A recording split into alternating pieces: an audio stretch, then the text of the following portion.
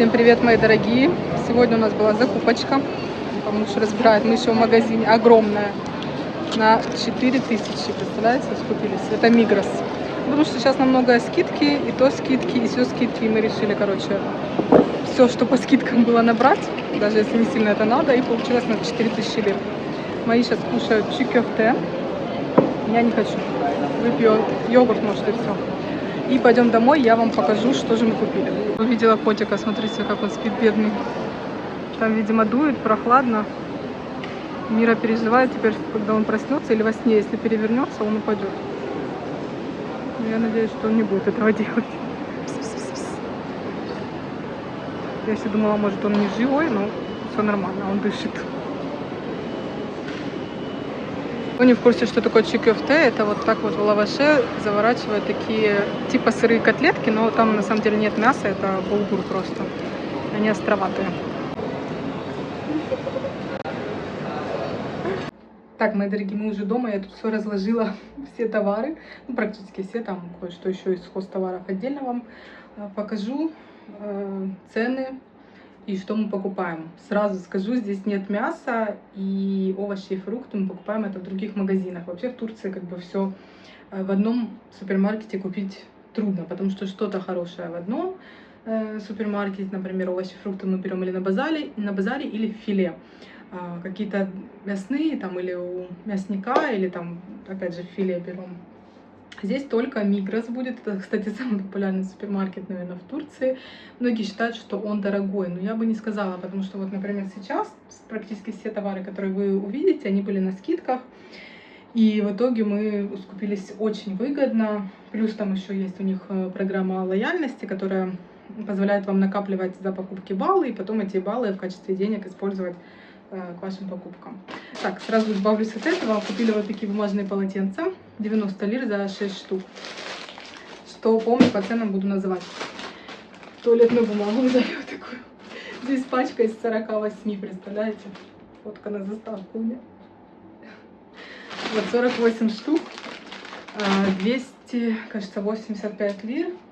Тоже, опять же, были по скидке. Из хозтоваров еще взяли, вот вам, кстати, секрет. Турецких домохозяек. Они пользуются вот такими вот универсальными салфетками фирмы Sleepy. И у меня есть, кстати, много разных. И раньше я пользовалась обычными, потому что были только обычные. Сейчас начали всякие фруктовые серии выходить. Вот это лимонная, например, серия. Запах просто, даже сейчас мне пахнет, шикарный. Салфетки большие внутри. И они содержат, кажется, уксус. Короче, что-то еще. Вот здесь написано, для чего можно использовать конкретно эти салфетки. Здесь для окон, там, ну, столы, понятно, вытирать, для туалета, даже можно электронику протирать и ковры протирать. В общем, это шикарные салфетки. Вот я сейчас хочу просто посмотреть, что здесь ингредиенты, значит, какой состав у них. Получается, какая-то кислота, цитрик, это цитрусовая, что ли, кислота. Ну, в общем, здесь куча всяких ингредиентов, на самом деле, довольно много, не ожидала. Но здесь нету хлора, здесь нету парабенов, СЛС, в общем, такие типа невредные, да. Но, тем не менее, самый их прикол в том, к чему я это все веду, они не оставляют следов. То есть вы можете взять эту салфетку, вытереть стекло, окно, зеркало, и там не будет разводов. Это очень классно. Ну и для мебели то же самое, нету разводов. Вот я их взяла по скидке, кажется, 70 лир за эту пачку. Так они стоят там, ну, в супермаркетах по-разному, ну, где-то 100 лир. Вот 100 салфеток в этой пачке большой, 100 лир. Так что всем советую. И взяли еще порошок стиральный. Я пользуюсь абсолютно разными, но всегда жидкими. Вообще всем советую жидкие порошки, потому что мне кажется, что обычные не вымываются очень хорошо. Этот какой-то лейлак. Это, господи, что это? Сирень. Сирень с запахом сирени. В Турции вообще-то редко встретишь. Тоже по скидке около 180, кажется, лира не стоили. Он стоил. Ну и теперь давайте покажу на столе. Я тут все, как вам сказала, разложила. Кола Zero по скидке за 6 баночек 120 лир. В 2 раза дороже, 50% скидка. Дальше, что из интересного? Сначала покажу то, что в холодильник сложу, чтобы уже сразу сложить. Это у нас очень жарко, на самом деле. Значит, взяла вот такое вот безлактозное латте. Это суп, то есть холодное. холодный безлактозный латте. Кто не знает, то у меня аллергия на молоко. Ну, вообще-то я не знаю насчет лактозы. То есть я не уверена, что это именно у меня от лактозы аллергия, не просто от молочных продуктов. Ну, в общем, иногда можно так взять с собой, попить по дороге.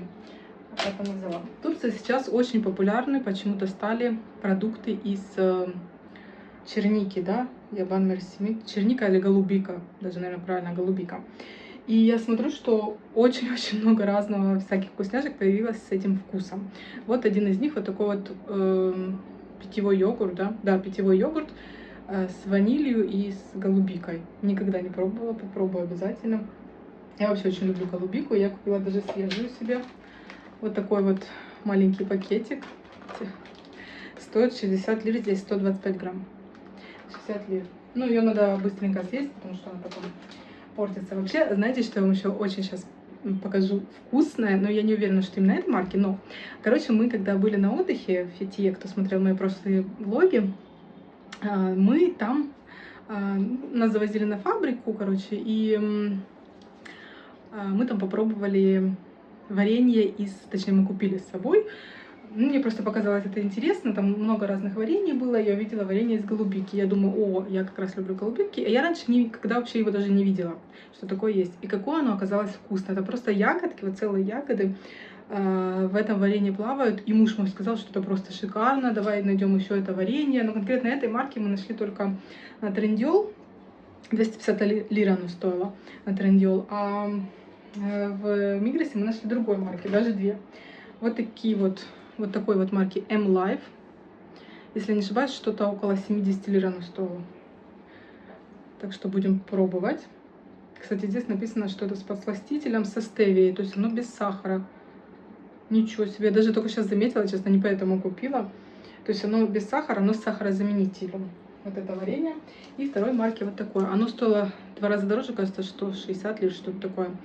Ну, это уже, я так понимаю, обычная, да? Сахар здесь все-таки, наверное, есть. Хотя, вы знаете, нет, тут тоже написано, что оно без сахара, только с натуральным, в общем, вот этим вот моей шекери, как это сказать. То есть натуральный фруктовый только подсластитель. А здесь, я так понимаю, что, наверное, все-таки есть вот этот вот, ну да, здесь именно добавили подсластитель, сахарозаменитель. Здесь получится как бы без сахара, натуральный. В общем, короче, вот такие две купили, будем с вами пробовать. Вам так не видно, наверное, здесь оно очень... Тут тоже ягодки плавают, но то, что мы пробовали, это обалденное было. Будем пробовать еще и это. И я себе купила, мне что-то захотелось. Кстати, помните, соус этой марки показывала, но соус мы не купили, это малиновое варенье. Малину тут трудно найти, хотя Мира ее любит, я, в принципе, тоже люблю малину, но трудно найти малину, но малиновое варенье в Турции хоть я добавляю, поэтому мне что-то захотелось, я не знаю, ну, конечно же, с сахаром наверняка. Ну, не буду, в общем, да, сахар есть, не буду злоупотреблять, так, по ложечке. Так, что еще из холодильника мы купили? Я взяла сметану, вот не помню на нее цену, если вспомню, напишу. 285 грамм, она теперь постоянно есть в Мигрос, слава богу. Я дожила до того дня, когда спустя 10 лет в Турции сметану можно найти практически везде.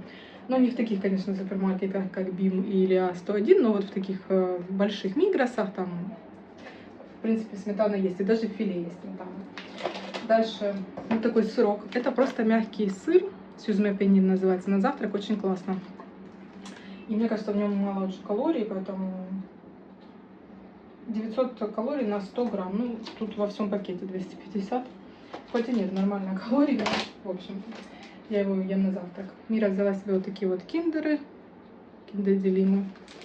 Точно не знаю, сколько стоит, я вот такой взяла. Ну вот, как я вам уже говорила, с черникой много продуктов. Вот вам Активия, пробиотик и черника и овсянка здесь. И семена чиа даже, ой, это вкусненько. Не помню сколько, кажется 40 лир. Вот такой еще кварк, но этот есть очень давно. Я его тоже очень люблю. Это как не йогурт больше, это как такая, что ли, сырная масса, да, вот он в такой консистенции, мягкий, в общем, такой. Этот более, я так думаю, жидкий, а этот такой, как мягкий сыр. Вкусный тоже. Ну, где-то там 40-30 лир они все стоят. И вот такой вот, это вот, по-моему, новинка. Я, по крайней мере, не видела.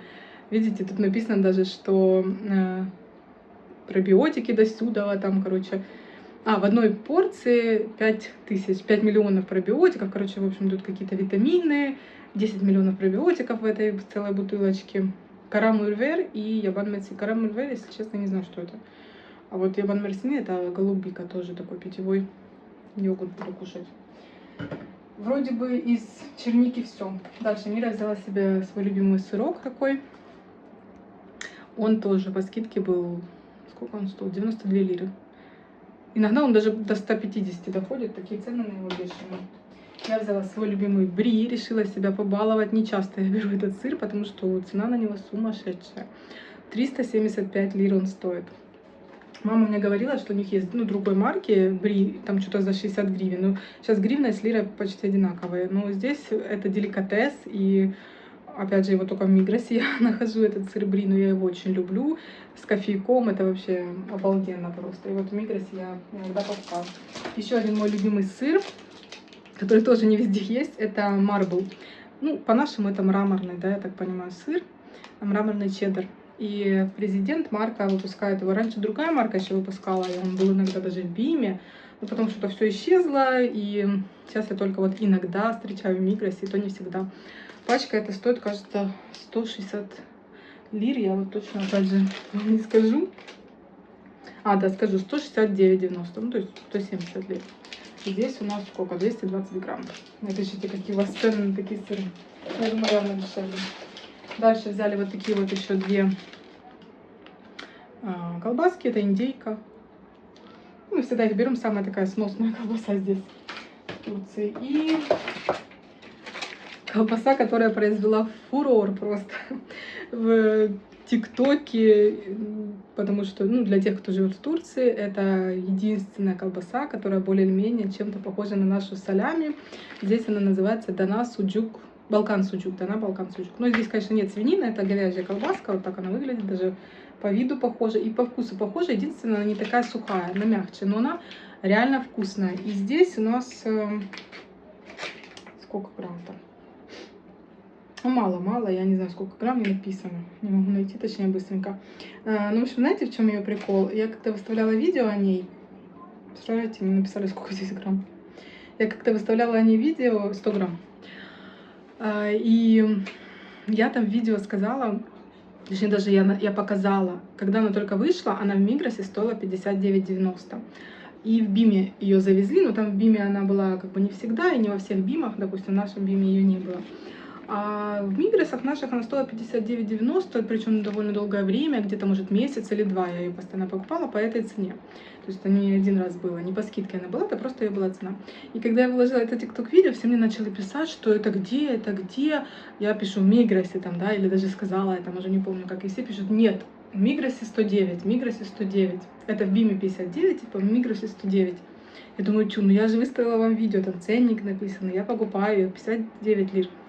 Ну, у всех, у других городах, там где-то Алания, Анталия, кто писал мне там оттуда, у них было по 100 сразу вот. Как только она вышла, было 109,90, кажется. А у нас она тогда была 59,90. Но сейчас у нас уже тоже на 109,90. Вот так в 2 раза буквально она выросла. Я не знаю, может быть, это была какая-то ошибка там Мигроса, именно нашего конкретного, но довольно долго я ее покупала по такой хорошей цене, но уже она стоит 109,90, к сожалению. Мира меня очень любит эту колбасу, вообще она очень любит солями, вот такие колбаски наши.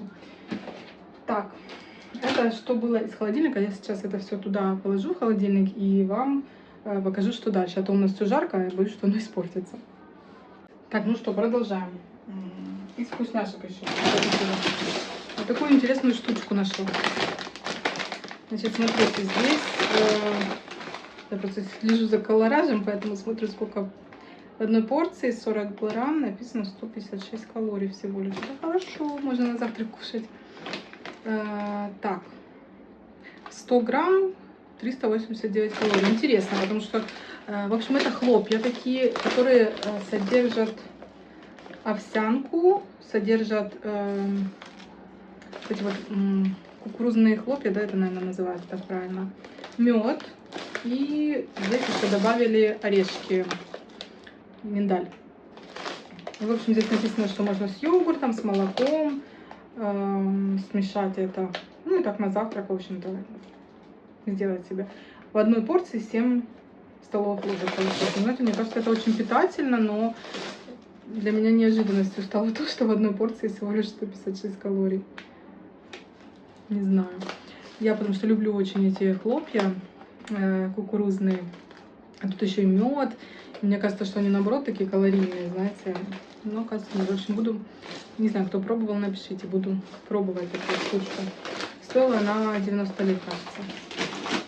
Так, Мира взяла себе M&M's. Я вообще взяла, нашла вот такие вот какие-то... Что-то новенькое вышло. В общем, это дрожжи. Вот здесь кофе в шоколаде у них есть. 40 лир стоила одна штучка. Здесь миндаль в шоколаде. Так, и еще вот апельсин в шоколаде. Ну, так это, знаете, кофейку там парочку взять. Мира взяла себе еще клубнику в шоколаде, вот такие дрожжи. Вот они стоили 75 лир. Какие-то такие, я вот их терпеть не могу. Я не знаю, что мой муж постоянно их берет. Муж и Мира иногда. В общем, я их, вот именно их я почему-то вообще не люблю, мне не нравится. Я взяла себе еще два кофейка. Но оказалось, что не с сахаром. Я думала, почему-то без. Обычно написано там 3 в одном и так далее. Но нет. Я просто первый раз увидела у Nescafe именно вот эти пакетики. Это капучино, это ванильный латте. Ну, буду как-нибудь с сахаром. И вот такие батончики еще мои любят. Но я тоже люблю, это с фисташками. Гофрик. Они очень популярны в Турции и на самом деле очень вкусные. Так, из вкусняшек тоже вроде. А, и еще вот эти вот рулакаты мои любят. Да я так могу поесть сильно. Ну, в принципе, не очень. В дороге, разве что куда-то едем, я там могу похрустеть парочкой. Это с фундуком. Но мне не особо не нравится. Взяла еще по скидке вот такой вот финиш, таблетки для посудомойки. Здесь у нас 30 штук, и они были тоже очень по хорошей цене. Тоже, кажется, 169 лир они стоили. Это очень дешево для финиша конкретно. Потому что за 169 я покупаю сейчас в Биме их какую-то местную марку. Там тоже что-то около того стоит. А финиш обычно стоит 300 там и так далее. Ну вот на него была скидка, взяла. Таблетки для посудомойки всегда нужны. Муж взял какой-то от Шварцкоп лак для волос. Он челку укладывает, там укладки делает. Понятия не имею, вообще в лаках не разбираюсь, лаками никогда не пользовалась. Набрали мы зубных паст. Ой, про зубные пасты я вам тоже сейчас расскажу. Вообще, цены на зубные пасты в Турции это что-то с чем-то. Я когда захожу в магазин, я всегда удивляюсь, потому что смотришь на вот эти вот прилавки, обычный какой-то Colgate могут написать 300 лир. При этом рядом стоит какой-то Colgate, но уже, допустим, там не отбеливающий, он стоит 60 лир. То есть я вот этого вообще никак не могу понять. Вообще ценообразование в Турции последние годы это отдельный интересный вопрос, потому что мне кажется, что есть какие-то, видимо, лазейки, и на некоторые товары цену пишут просто от балды. Мне так кажется, что в одних магазинах такая цена, в других магазинах такая цена. Вот особенно это касается зубных паст, потому что, ну вот, пожалуйста, мы купили сегодня, вот я взяла 4. Вот этот Oral-B, это Мира им пользуется всегда, он для, короче, для чувствительных десен, да, получается так. Для чувствительных десен, ну, у Мира такие чувствительные десна, потому я беру. Вы знаете, сколько эта паста стоит? Я, честно, когда я увидела этот ценник там, особенно учитывая то, что рядом стоят пасты за 200-400, я не поверила. То есть рядом стоит, ну, то есть там прилавок именно с Oral-B конкретно, и другие пасты там, ну, от 150 начиная. Вот эта паста стоит 40 лир за одну штуку. 40 лир. Мира постоянно ей пользуется. Я такая смотрю, думаю, как 40 лир? Не может за 40 лир, чтобы вы знали, уже ничего практически не купишь в Турции. То есть это, ну, бесплатно, да? Вам просто подарили. И я такая стою, думаю, ну как 40 лир? Ну давай возьму, думаю, возьму, спрошу на кассе, если что, типа оставлю там. Не поверила. Вот я не поверила.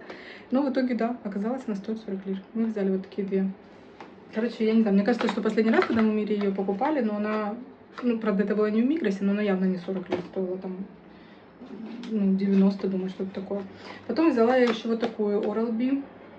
Это тоже какая-то гламурный white, типа, отбеливающая. Опять же, стоит она, стоит экстра отбеливающая, тоже похожая упаковки, такая вот фиолетовая штука, но там что-то какая-то другая надпись, как-то по-другому она отбеливает. И вот на ней написали 200 с чем-то лир, и она была со скидкой 150 лир. Это 80 лир или 90 лир просто без скидки. То есть просто это ее цена, 90 лир. Я такая думаю, ну блин, я на черету за 150 взяла, думаю, опа, скидки, классно, да. Потом смотрю, это почти такая же, там, 90. Думаю, что я буду брать ту, если эту можно взять, да? То есть какая, в принципе, разница. И вот эту вот взяли, вот это вот тоже была по скидке. Здесь написано, что для любителей кофе, сигарет, чая. Ну, так как я кофе-любитель, решила попробовать такая тоже отбеливающая, типа. Она тоже была по скидке, что 80 или 90 лир, что такое, то. И взяла я себе краску. Я хочу покрасить волосы, потому что последний раз это какая-то катастрофа была. Я обычно беру 6,1 или, кажется, последний раз зимой я даже 5,1 красилась, это темнее. 6,1 это экстра кюлю кою кумрала, это получается экстра русый, точнее экстра пепельный, темно-русый. Ну, такой он будет, в принципе, так где-то оно и есть. Ну, то, что написано экстра кюлю, экстра пепельный, это как бы просто, что он не рыжит, то есть он не отдает в рыжину, поэтому я, в принципе, и беру вот эти вот 11 номера, потому что они как бы должны не рыжить в итоге. Ну, конечно, все равно чуть-чуть рыжить, но, в общем, суть не в этом. Я последний раз покрасилась 7,1, то есть на тон вроде как светлее. Я смотрю, у меня просто вот, ну, как бы те корни, которые отросли, и там еще мои дальше волосы, я когда только смыла эту краску, я смотрю на мои корни, они просто светлейшие, просто я думаю, у меня вот так просвещается, как будто бы голова, там, ну, кожа головы.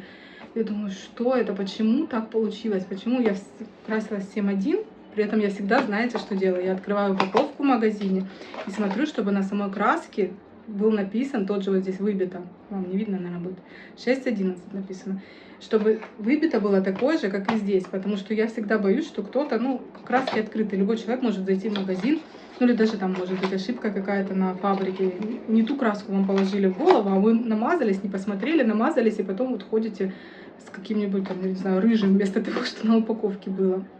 То есть я вот всегда этого боюсь, всегда я смотрю, то есть я уверена, что на упаковке самой краски внутри был правильный номер. Но я когда смыла, я думаю, господи, почему я такая светлая? Ну реально, вот прям кожа головы у меня как будто просвещаться стала. Я не знаю, почему так вышло, может быть, я передержала ее немножко, дольше, чем обычно, хотя полчаса я держу по таймеру. Ну, в общем, это была катастрофа, но в итоге потом она подсмылась, и уже не такой светлый цвет. Но все равно, видите, я светлее, чем обычно. Еще у меня проблема, я же сделала вот эти вот штуки, блестки. У меня таких по всей голове, ну, было 6, стало 5, одну я выдрала случайно.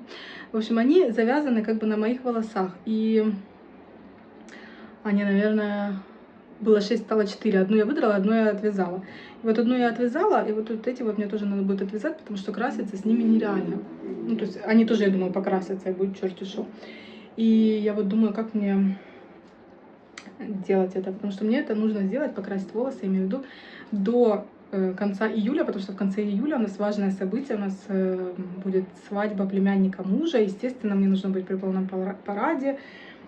Я купила себе уже платье, все это вам обязательно покажу, туфли заказала, мне еще нужно выбрать сумку, короче, я должна быть просто, вот знаете, как турецкие свадьбы, знаете, как вот отличить на турецких свадьбах близкие родственники или нет. Близкие родственники просто придут, я не знаю, в лучшем, что у них есть, лучшие платья в пол, туфли на каблуках, золотом всем обвесятся, макияж, прическа, то есть прям вот люкс, да, будет.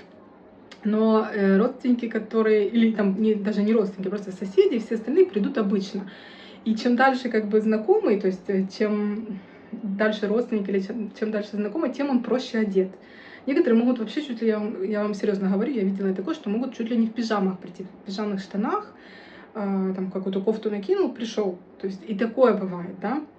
Но тут как бы на это смотрят нормально, потому что тут главное не в чем ты пришел, как бы, а то, что ты вообще пришел отдать дань, вот это вот уважение. То есть когда ты приходишь, то и к тебе потом придут. Тут же все вот так вот устроено. То есть ты мне, я тебе. И главное, что ты вообще пришел, конечно. Но все равно близкие родственники должны быть при полном параде. Так как я считаюсь, в принципе, близким родственником, да, это мужа родной племянник, то придется и мне быть при самом большом параде. Вот, поэтому я вся такая, знаете, предвкушение, короче. Так, давайте продолжим. Сейчас краской я вам рассказала, что мне нужно покраситься до конца июля. Прям хочу, не хочу, а нужно будет это сделать. Кстати, кто-то меня просил показать, как я крашусь. Я вот не знаю, в таком виде я смогу показаться вот с такой головой или нет. Просто, чтобы показать, как я крашусь, это надо найти какую-то тему, чтобы болтать, наверное, да? Не знаю, не уверена, что смогу, не уверена.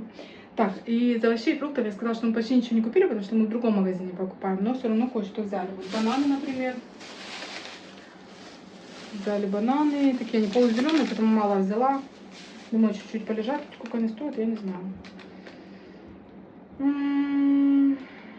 Я сейчас не найду, наверное, цены на бананы. На все остальное нашла. На бананы не могу представлять. Так, ладно. А, вот мусс. Это, короче, зарубежные бананы. Тут же есть в Турции местные бананы, которые дешевле. И есть зарубежные. И вот цена на них отличается почти в 2 раза. Это зарубежные бананы, то есть привозят их откуда-то. Они стоят 120 лир за килограмм. Вот за 4 банана, кажется, да? 92 лиры я заплатила. Дальше купила буряк. Ой, купила буряк, говорила, и манго показываю. Купила манго. 59,90. Сейчас манго хороший и дешевый. Ну, мне кажется, 60 лир за манго это хорошая цена.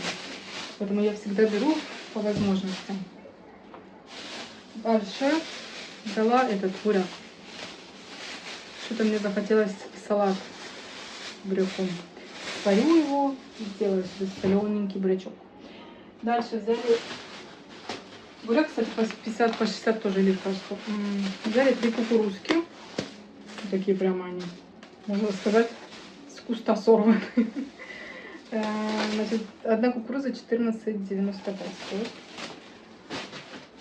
Кстати, на базаре, по-моему, даже дороже было, потому что на базаре было 4 штуки по 100 лир. То есть это по 25. Ну, да, тут хорошая цена. Но я еле выбрала нормально, это мало. И взяла дыньку такую маленькую, какой-то сорт, она не очень пахнет. Сейчас разрежу, посмотрю. Какой-то сорт, в общем, оранжевая, что-то там написано было. И 40 лир за килограмм дыньки. Это. И я еще, кстати, знаете, что я спросила у чата GPT, стоит мне брать эту дыню. Потому что я сфотала, и я просто знаю, что мне кто-то рассказывал, не помню, либо кто-то из знакомых мужа так сделал, либо же это я где-то сама нашла, что фото эти типа... вспомнила, да, это наши друзья рассказывали, что они выбирали арбуз, сфоткали там несколько арбузов и спросили у чата GPT, какой арбуз из этих нам купить, какой из них самый лучший. И чат GPT им рассказал, какой именно выбрать, и в итоге наши знакомые сказали, что это соседи наши, что он классный попался, реально арбуз. Ну, не знаю, либо же это совпадение, либо реально чат GPT знает что-то, чего не знаем мы. Но я решила тоже спросить насчет этой дыньки у чата GPT, и он мне сказал, что дыни хорошие, ну, можно брать. Они, в принципе, все были одинаковые, поэтому я не спрашивала, какую именно мне выбрать. Просто там было штук 5, наверное, их всего. Спросила, стоит ли брать. Он сказал, да, там, типа, она вроде как вкусный сорт, гладкая кожица, типа, глухой звук должна издавать, хвостик сухой. Что там еще он написал? Кожура мягкая. Еще написал, правда, что она должна пахнуть, но она не пахнет. Она как-то кислым таким пахнет, не знаю. Надеюсь, что хорошая дынька попадется.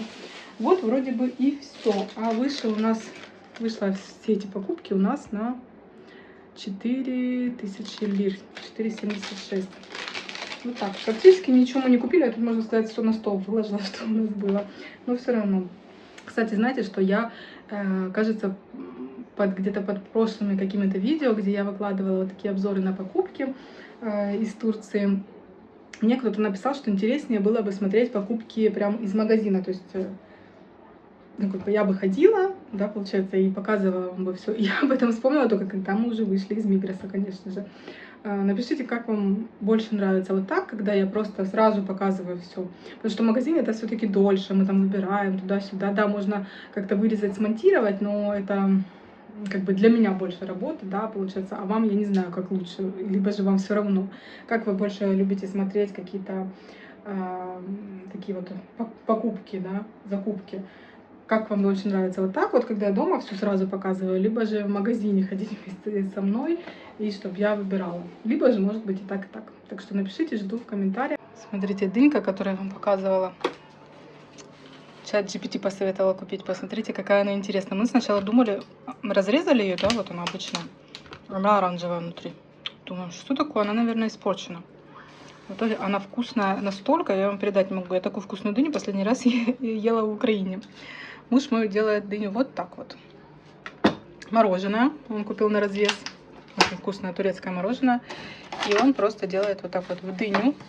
И каким-то образом. Насыл я не люблю. Пошиклам?